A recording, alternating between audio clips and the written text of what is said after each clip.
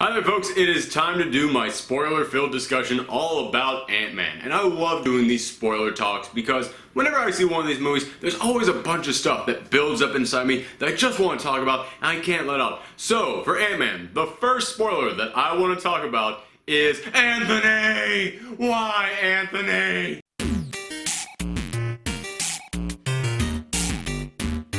Hi there folks, it's me, Aaron, Professor Thorgy, your guide to all things geeky, and in case you missed my review of Ant-Man, it is right here. That's enough time.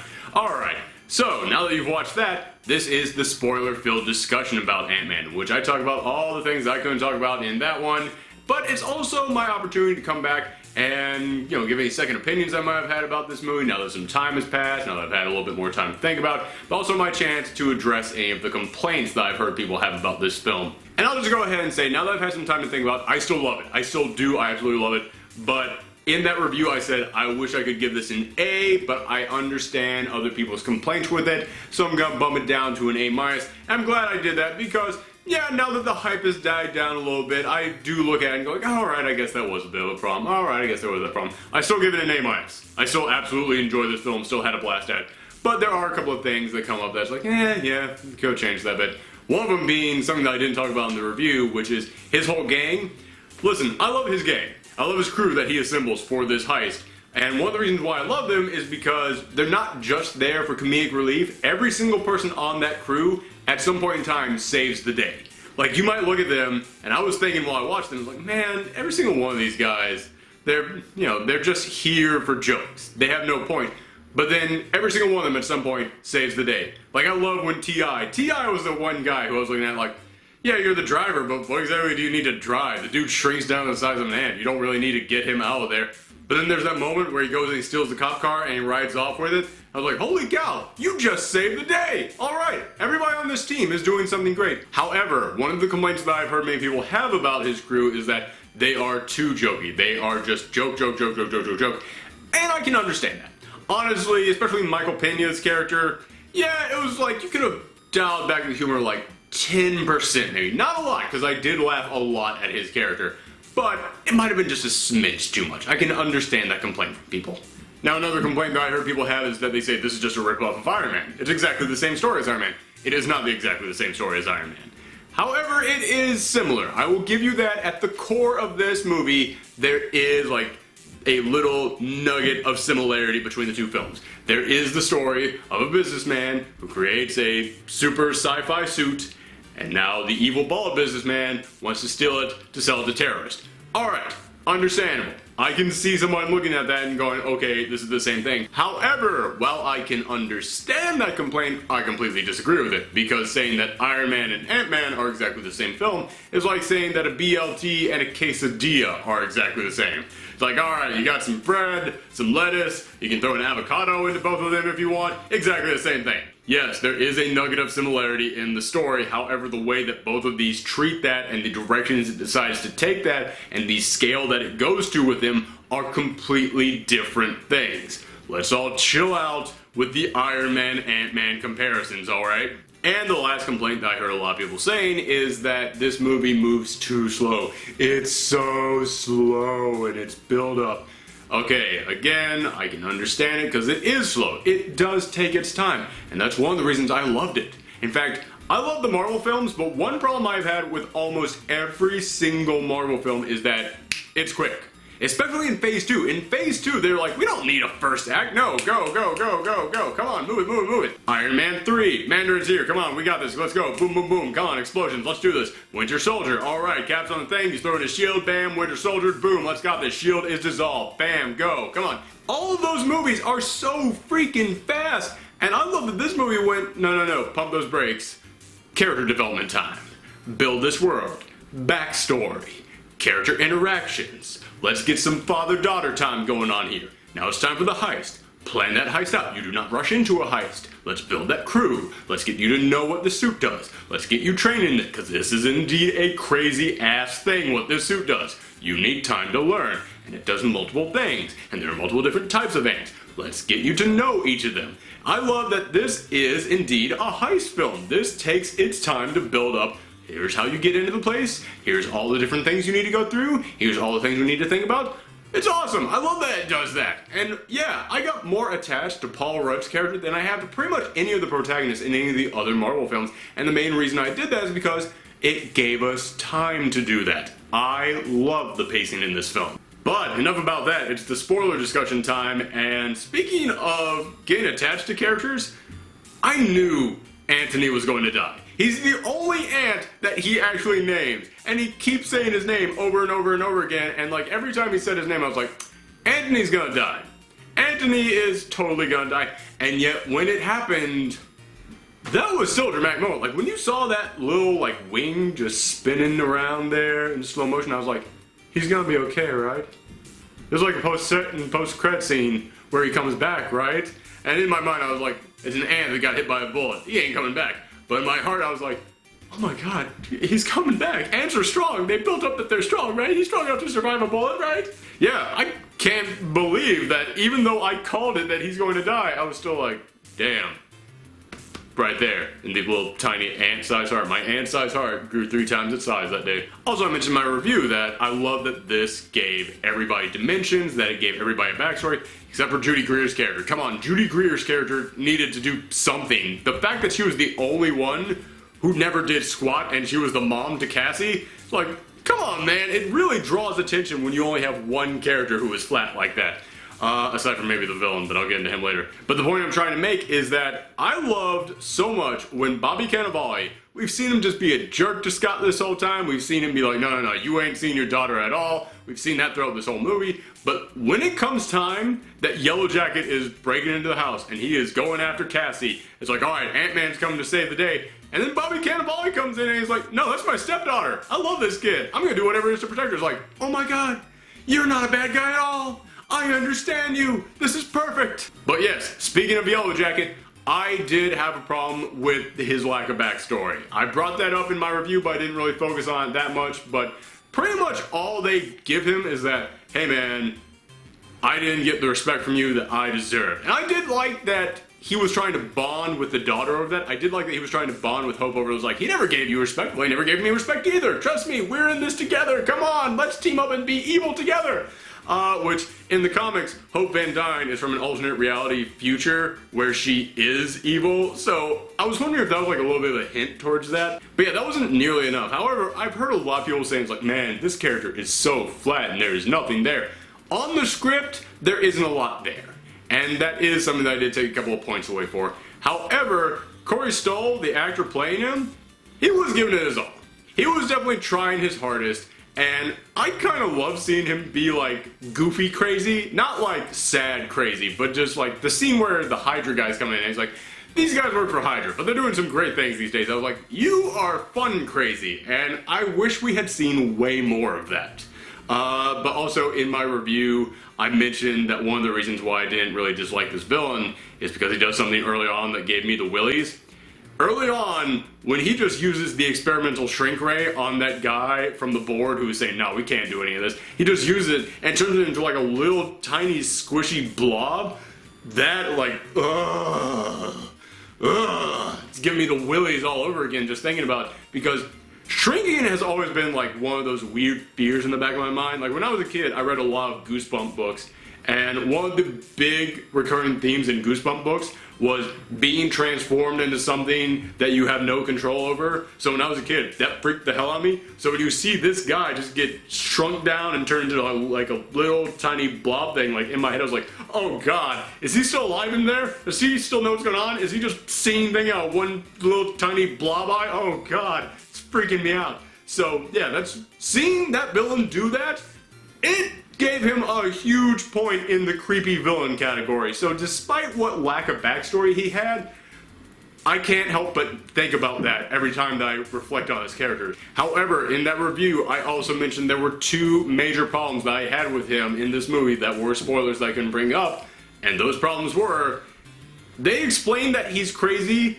because shrinking constantly causes problems with your mind. It can constantly mess you up, and that's why Hank Pym had to invent the helmet. Which, by the way, I love that in the comics, Hank Pym, he is bipolar, and part of that was caused by his Pym particles. That was a part of the comics, and I wish that they had played into that a little bit more in this movie, but I do like that one scene where he just turns on a dime and he just like screams at Hope, and then afterwards he just very dramatically goes, I did that for years and it took a toll on me. So I love that they didn't actually say it, but they still gave us something that, you know, I wish they had actually given us a little bit more, but I do love that they did give us a little bit of that hint of, yeah, Hank Pym is messed up in this movie, and a lot of it has to do with being Ant-Man. But anyway, as I was saying, it bugged me that they explain Yellow Jacket's craziness by saying, yeah, it's the Pym particles that do it, and all I could think in my head was, but he hasn't used the Pym particles yet. He hasn't shrunk yet. Was it just him standing around all the fumes from it this whole time that was making him crazy? Because there were tons of other scientists doing that too. How come none of them are messed up? Hope was standing around this whole time throughout all that stuff. How come she's not messed up? That was a big problem that I had with his character. But the other major problem I had with him is the moment in which Ant-Man successfully breaks in, and it's all revealed that Yellow Jacket knew he was coming, and that this was all just a setup for him, and then he just goes, yes, and this man is Scott Lang, who Hank Pym has been working with, and all I could think was, how do you know that? How the heck did you find out who Scott Lang was? None of that made sense to me. Like, I didn't understand when he figured that out. So, that was also a problem I had with it. However, that was Yellow Jacket in his person form. When we get to Yellow Jacket in the costume, that costume is dope and it looks intimidating. And like I said, one of the things I absolutely love about this is that it wasn't like a fight scene with Yellow Jacket over and over and over again, because when you do that, the, you know, shock and awe of Yellow Jacket kind of wears out. But when it finally gets to that moment, and Ant-Man has broken into the plane, he is struggling to get this suit, it's all coming down to that, and then he looks up and just that reveal of Yellow Jacket in the suit, that was an awesome reveal. That reveal sent shivers down my spine. That was chill-inducing. That is how the other Marvel films should do their reveals. Like, that takes me back to, I can't believe I'm about to say this, that takes me back to the Ironmonger when he was finally revealed in the first Iron Man. Fine, there's another similarity between that and Iron Man. Fine, I will give you that. And the fight scene between Yellow Jacket and Ant-Man, all of that was perfect. All of that, from start to finish, every single thing in the briefcase, moving around and seeing like the giant lifesavers going around, which that could have been product placement, and I normally hate product placements, but it worked in this. I thought it was great. Seeing his yellow, like, little beams destroy the lifesavers, I thought that was a great way of showing off his powers. And then, like, seeing them activate the iPhone, that was a fantastic gag. I love that so much. But then from there, then going into the pool, then going to Cassie's house, then being on the little Thomas the Tank Engine thing, that, we saw it in the trailers, and it was still perfect in the movie. Like, that was one of the few times in which a gag, I can see it in the trailers, and it doesn't ruin it in the movie for me. I loved it. That was great. I'm sorry if I'm jumping around here, guys, but this is, you know, this is the post-game analysis, and in that, I just kind of go wherever my mind takes me. And speaking of the fight in Cassie's room, it reminded me, Cassie was great in this. I thought Cassie was fantastic in this. Because, yeah, we don't get a lot of her because she is just this cute little girl, but she's a cute little girl. Of course you don't want harm to come to her. You don't have to do a lot of character development for us to get attached to her. But I absolutely love when Scott goes to her birthday party and he gives her just this hideous, ugly rabbit. Which, by the way, another reference to Iron Man. But when he gives her that rabbit, and it looks hideous, and in my mind I was like, oh, Scott, you're not a good dad. You got a terrible stuffed animal. And then she goes, it's so ugly, I love it. It's like, oh, you're actually a perfect dad because you're the only one who gets your daughter. Oh my gosh, that was just instant attachment. And also, it does give us a little something on Cassie. She's not just a bland little girl character. She does have something to her. She loves ugly stuff. Which, by the way, if you've been reading the current Ant-Man book, she is a massive fan of, like, J-horror and Battle Royale. So I was like, that might be a little something like that. Like, I can now see a connection of how that little girl would grow up into this girl. So, okay, I absolutely love that. By the way, if they keep making Ant-Man movies, and we get to keep seeing this little girl grow up in front of us on the screen, and she eventually becomes a teenager, does that mean we might one day get a Young Avengers movie? I'm just throwing that out there. Okay, it's time for me now to bring up the big thing that I want to talk about in this spoiler discussion, and that is the Wasp. I talked about this numerous times before. I talked about it in that little trailer analysis that I did for the first trailer. Go ahead and click on that. It will give you the full spiel on it. But needless to say, Wasp is one of my favorite characters. The Marvel Cinematic Universe needs more strong female characters, more female superheroes, and the fact that they were just going to kill off Janet Van Dyne in a flashback, That was upsetting. It really was disappointing and upsetting to hear that. But I have also said here on YouTube, and I've said on Tumblr, there are numerous places where there are actual sources of me saying this, that there is a perfect way that you could bring Janet Van Dyne back. And the way that you could do that is just have it be that the way that she died is she kept shrinking down until she entered a subatomic universe. And then in this movie, you could have the end battle, the Ant-Man, forcing himself to go down to that subatomic universe. And then he's there drifting away into this subatomic universe. He doesn't know how to get back. And then all of a sudden, Janet pops up and just goes, hey, we can figure this out. Our technology, it can link up. We can figure out a way to enlarge both of us. And then he brings her back. I always figured that would be the perfect way to bring her back. And then she would also still be young, meaning she could join the Avengers. Plus, if you look at Jan's style and her fashion sense, it is very super like 60s, 70s, and 80s. So it makes sense to her to also kind of be a person out of time, kind of like Captain America. Which, by the way, there was always kind of hints of Cap and Jan hooking up in the comics, so that might be a future thing. But that was my pitch, and I thought it was perfect. And then I watched this movie, and in this movie, Jan dies by shrinking down between the atoms to stop that rocket. And when she does that, he says she is now lost in this quantum dimension in which she is in a world where there is no space and time. And as he said that, I went, oh my god. She went into the microverse. No space and time means she'd be the same age as she was, means she could join the Avengers if she comes back. And then at the end of the movie, in which Ant-Man says, the only way I can save her is if I shrink between the atoms. And you see him falling into that quantum dimension, which, by the way, that dimension was cool. That dimension was freaky. I was getting, like, weirded out by that. I would not want to watch that scene in 3D. I would lose my mind. 3D and IMAX? Ugh. So we've got Jan lost in that dimension. There's no space or time. Ant-Man shrinks down at the end of this movie and goes into that dimension, and I was sitting there going, oh my god, is this going to actually happen? And then he figures it out himself of a way to get back, and there, he went back. And I'm not gonna lie, I really felt like I just stubbed my toe on the door because I was like, it was so close! It was almost the exact thing that I said could happen, and then they stop it short.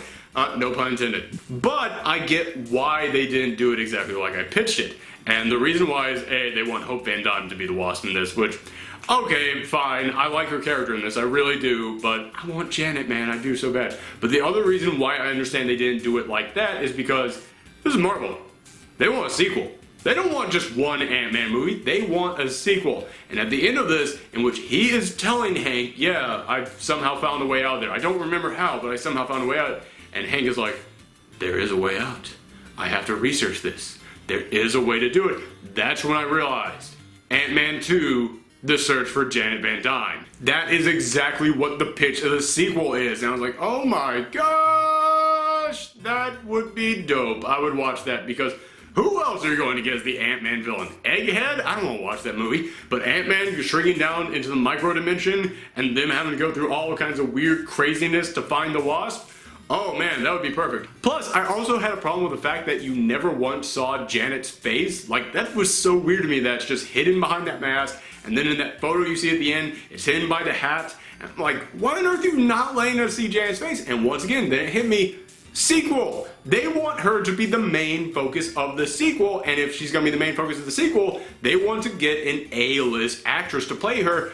But in case there isn't a sequel, they're not going to hire an A-list actress to come in here just so you can go, alright, yeah, you're going to do one flashback scene and then we're going to take a photo of you as sitting by the lake with your husband. That is it. That's all you're doing.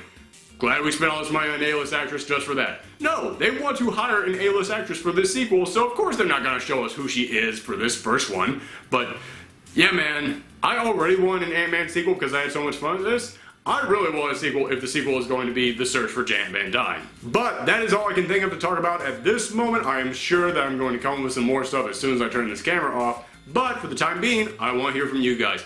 What did you think of Ant-Man, and what do you think about the idea of the sequel for this movie? What would you want it to be? Let me know that in the comments down below. And if you like this video, I do fun, geeky stuff about comics, movies, video games every single week, so make sure to hit that subscribe button. Also, you can get more stuff from me by following me on Tumblr and Twitter. There's the address right there. That's also the best way to ask me any questions that you might want to give me. So, I thank you guys for tuning into this episode. Click on the links at the end of this video to see more fun stuff from me, and thank you for watching.